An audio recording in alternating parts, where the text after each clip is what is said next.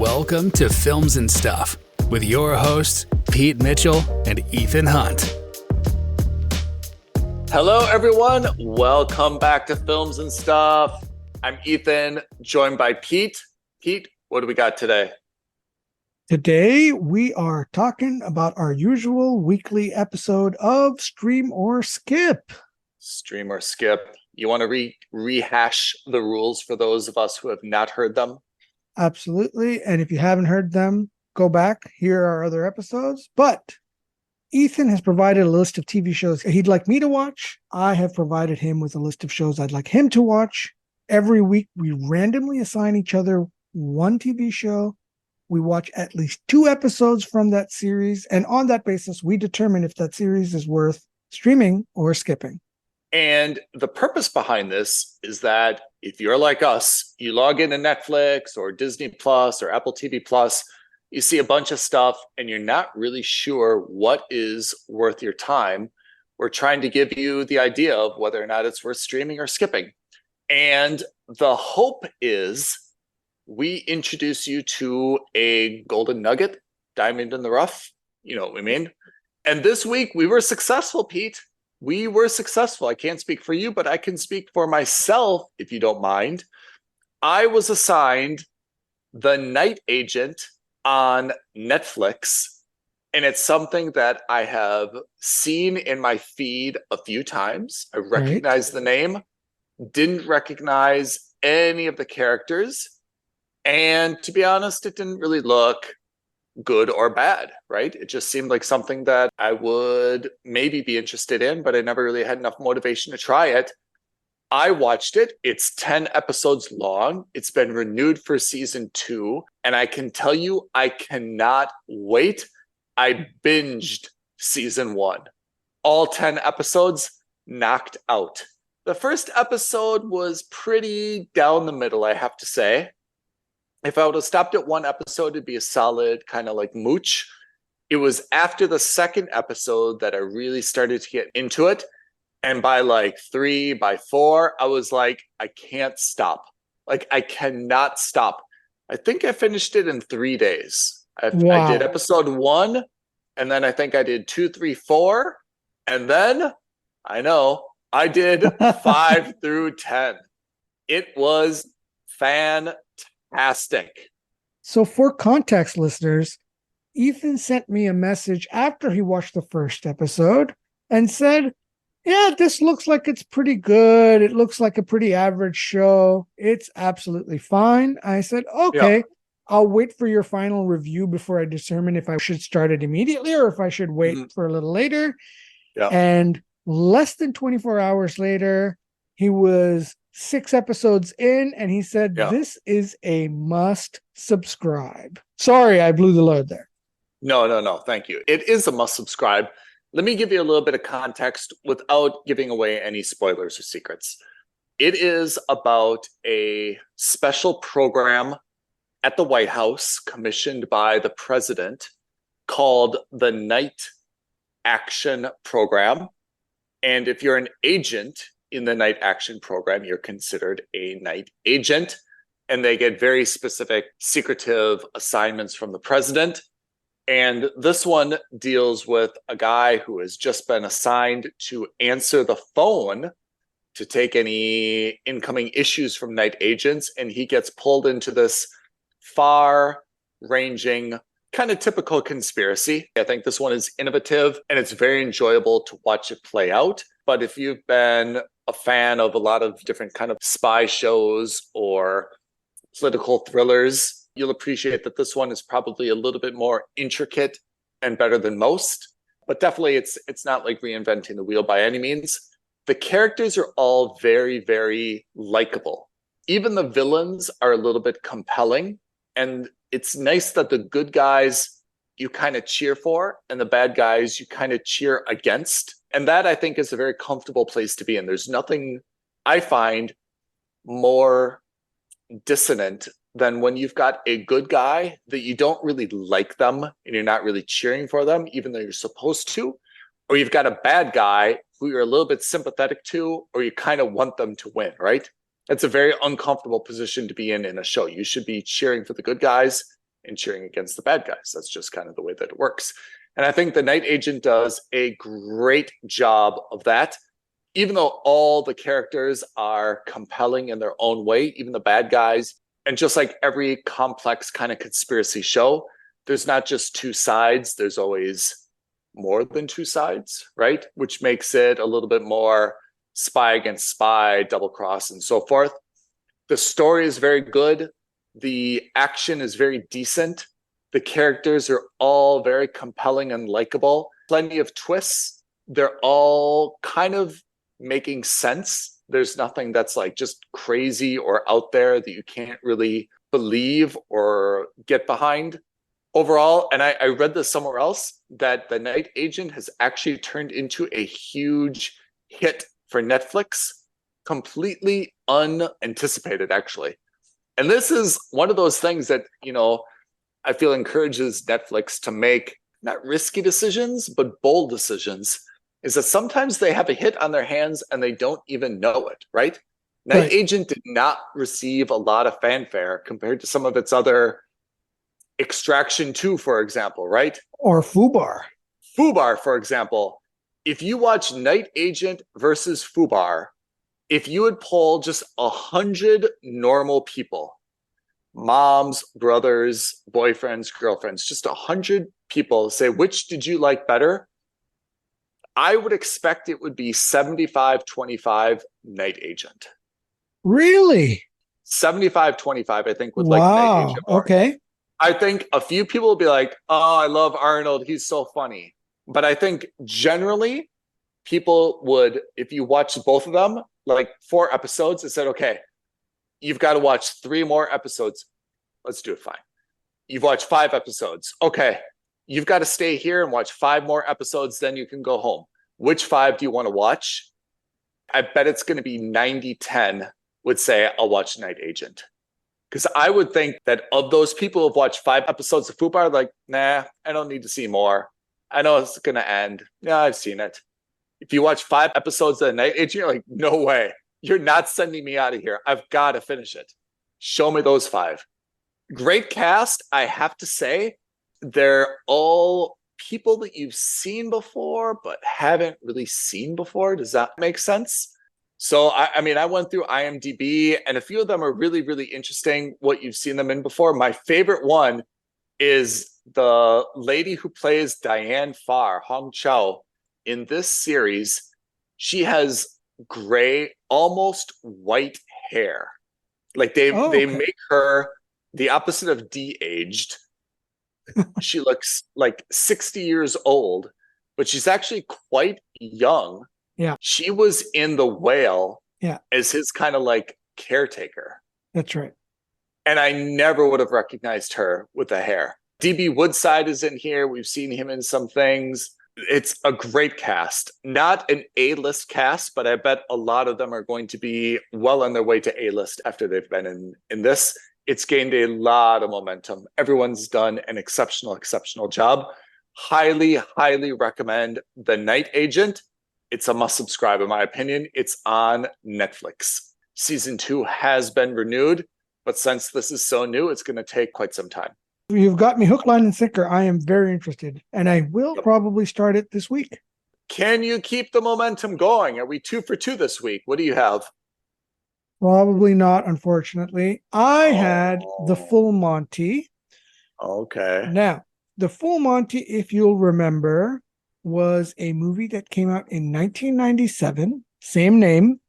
Yep. And the premise of that film was a steel mill had shut down. You're in northern England, I think. And you've got a bunch of young men who are basically broke.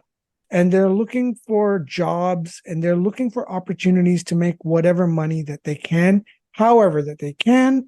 And so effectively, they decide to do a male strip show to raise money. Okay. And one of the things that they decide that they're going to do is that they're going to go the full Monty, i.e. fully nude. Okay. It was an iconic movie. I think one of the first like pseudo-independent, low-budget British movies along the same vein as Train Spotting. Oh yeah, I remember that movie. Hold on a second. I'm going to just let her out. Listeners, Pete has a new dog. It is a husky, and it is trying to understand its place in the world. Everything is new because it's a newborn dog, so it's still learning how to eat, how to sleep, how to socialize. Everything's new when you're a newborn dog. Pete has a lot of maternal instinct in him, so I'm sure he'll be fine. Or he won't. One way or the other, we'll find out soon. The dog may also train Pete, not to be underestimated. Sorry, where was I? Train Spotting? I saw Train Spotting. That's a fantastic movie. Yeah, so it was in that same vein, low budget, high quality, great storyline, and then it became kind of like a cult hit. Okay. In any case, so going back to this show, so this show is like a direct sequel of that movie. It takes place 26 years later, and we get to see most of the same gang. Not everyone is there, but I think more or less the main guys are in there. Oh, really? Okay. Everyone is navigating getting older, right? Because now everyone's like 26, 30 years older. They're all in, again, the same city, not impoverished, not poor, but at the same time struggling for money. Everyone's kind of doing odd jobs, that kind of thing. It's clearly a show where they're talking about these guys having limited wealth. The main character has 2 children from 2 different women, and he's really a bad dad. Then you learn that the other main characters, like one's in a loveless marriage, she's having an affair. All these little things, we get to see a highlight of these characters, right? And the lives that they're leading. But ultimately, what this show does is that it's not about these guys. It's effectively a spotlight on the shortfalls in British society today. Okay. Right? So political commentary. It's a socio-political commentary. That's exactly right. We see issues with the crumbling infrastructure, an overburdened healthcare system, low benefits, high unemployment, a struggling school system, that sort of thing, right? So we're talking like the whole show is effectively like a message about what the on-ground reality is like for a lot of working class British people. Okay. Yeah, because I think a lot of people in Europe, a lot of people in America, a lot of people around the world, when they think of Britain, they really only think of London. Right. And London is not representative of the country. It's just like when you think of America, you cannot compare all of America to New York or to Chicago or to Los Angeles. It's not an appropriate comparison for your average Joe in the middle of Idaho. The experience that you're going to have as a New York banker is in no way similar to what your average person is going through in the middle of the country. Right. And that's what this show does a really good job of, is to say, hey, we may be in England, but we still have these kinds of problems. And like one of the characters passes away, and he passes away because he basically is being denied benefits, and because the healthcare system can't look after him forever. And so, at the funeral, they're talking about how it's unbelievable that in this day and age in Great Britain that someone could die effectively of hunger. Well, it's terrible. Right? It's a terrible thing. This is a series? It is a series. Was The Full Monty originally a series or a movie? It was a movie. Okay. I think it's 8 episodes in all. It might be 10. It gets a little complicated here. The show was developed by FX. It was broadcast, or it was dropped on Hulu in the US, but it's Disney Plus everywhere else. Oh, gosh. Yeah. Yeah. We've been talking about this for months now, but this is another mess that Disney is going to have to clean. At some point, they're going to have to clean up this mess, because it's not a tenable situation that the same content is being offered on 2 different platforms owned by the same company in 2 different geographies. Who owns FX? So FX was a part of Fox, which is now a part of Disney. Oh, I see. Okay. Look, it's a great show. It's really lovely seeing the gang back together again. I really Yeah. enjoyed the movie. I thought it was great. It's a solid mooch. I would not say you need to subscribe to Hulu or to Disney Plus to watch this show. It is great, don't get me wrong, but it's a low priority watch. Well, that's why we do Streamer Skip, to find out what are the diamonds in the rough, like The Night Agent, must watch. Yep. And what are the lesser priorities, like the full Monty? Yeah, exactly. And again, you're not going to feel like you wasted your time. I don't want to make it sound like that when we call it a mooch. It is still worth watching, but take your time with it, borrow someone's password. You'll have a good time watching it. All right. What are the assignments for next week? And then let's go into some housekeeping. Okay. So Not literally. next week, you are staying on Netflix and you will be watching The Black Knight. Oh, The Black Knight? Yeah, it's a foreign language show. Sounds like Batman. Indeed, but it's not. Dark Knight. I won't even tell you just because I want you to go in completely blank. Got it. And I will be watching actually our first feature-length program, not series. I'll be watching Still on Apple TV Plus. Oh, Michael J. Fox. Yeah, it's the Michael J. Fox documentary. All right. That's great. Yeah, so I'm super excited about that. I've been wanting to watch it. I saw that it was on my list, so I've held off on it. So I'm glad that I get to watch that now. The underrated joke of The Flash comes back to me, where in that alternate universe, it's the other dude who was cast as Marty McFly in Back to the Future. I'll never forget that. Okay, so I've got The Black Knight, whatever that is, and you've got Still on Apple TV Plus. Now, onto some housekeeping. Have you, or have you not, watched Extraction and Extraction 2? Unfortunately, I have not had time to watch Extraction 1 or 2. And as our listeners may be interested in knowing, I just got a puppy. So all entertainment in my life has been sidelined until I can kind of get her on her own 4 feet.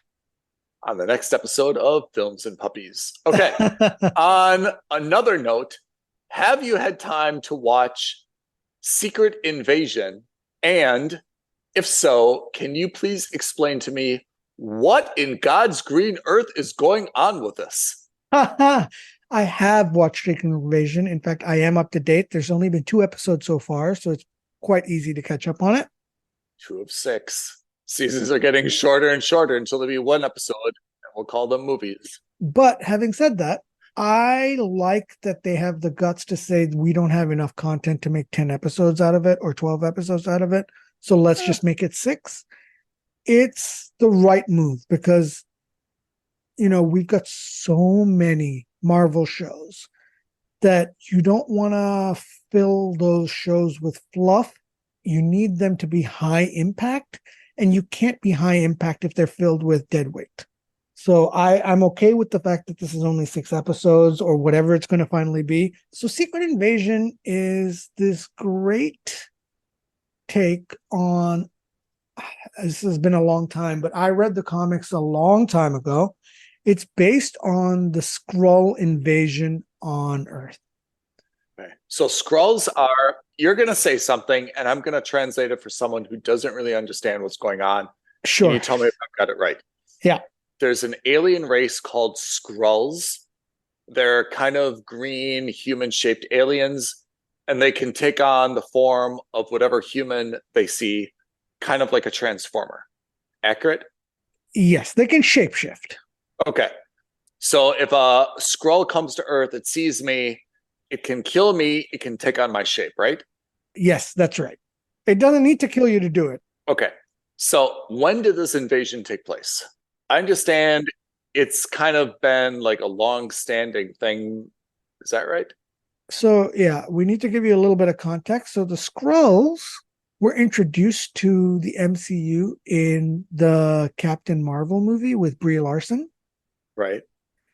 And effectively, the Skrulls as a species are basically homeless in the sense that Their home was destroyed, and they're looking for a new place to call home.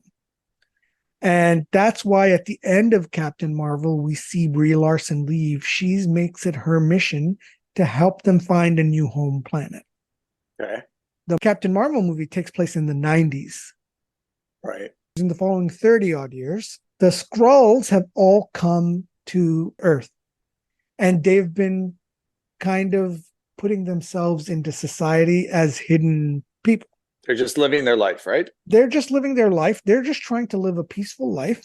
And as you'd expect, some members of the Skrull Society want to have their own planet, so much so that they create what's effectively a new terrorist cell. And their goal is to eliminate humans from Earth so that they can claim Earth as their own planet. They're not happy with just like their own country or a continent. They need the whole thing. They need the whole thing. That's the goal these guys want, is they want their own home world. They believe that the humans reneged on their promise to help them find a new home world. And so this terrorist group is trying to take over. And they're doing so by infiltrating, high society, infiltrating politics, etc. And they're taking over powerful people. And that is the premise of the show Secret Invasion, because it is an invasion. And it's secret because we don't know who's a Skrull and who isn't. Okay. So Nick Fury is back. He's friends with Talos, and Talos is a good Skrull, right? That's right. He gets introduced to us in the movie as well. He's played by Ben Mendelsohn, and he's actually a good guy. Is he in Captain Marvel? He's in Captain Marvel, yeah. All right. Kobe Smulders is back as Maria Hill. Love her. Olivia Colman, which is kind of like the British equivalent of Nick Fury. Is that right? Kinda, not quite, but yes. And she's like a little bit more aggressive towards the Skrulls. Is that correct? To be determined. We haven't seen much of her. And then Amelia Clark. She plays the Skrull. Daughter of Talos. So she's kind of like in the terrorist type Skrull group. That's maybe, right? Okay. That's right. Were you impressed? You watched the first 2 episodes. I watched the first one. After the first one, I was a little bit confused, but also not really like intrigued by what seems to be kind of like political fighting mostly, right? This looks like it's going to be, I hesitate to use the word classic, but it looks like it's going to be a political espionage type show. Yeah. I don't expect to see lots of like shooting. I don't expect to see lots of action sequences. Obviously we will, because it's still a superhero show at the end of the day. But Right. in the sense that I think the appeal is going to be a little bit more political in nature.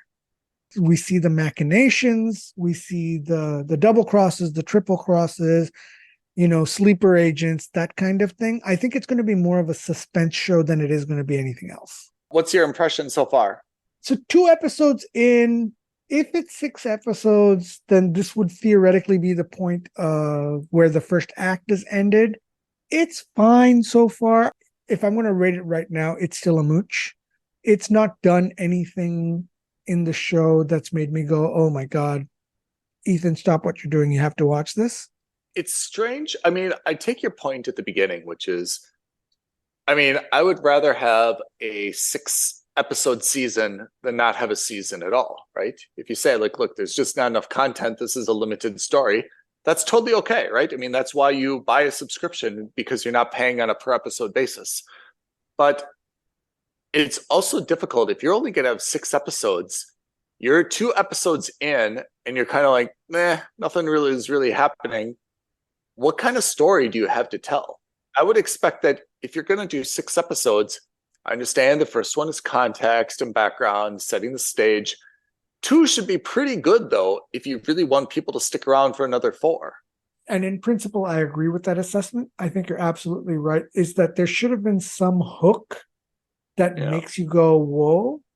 And there kind of is at the end of the first episode, right? When you see... Yeah, the explosions. Yeah. But it's not compelling yet.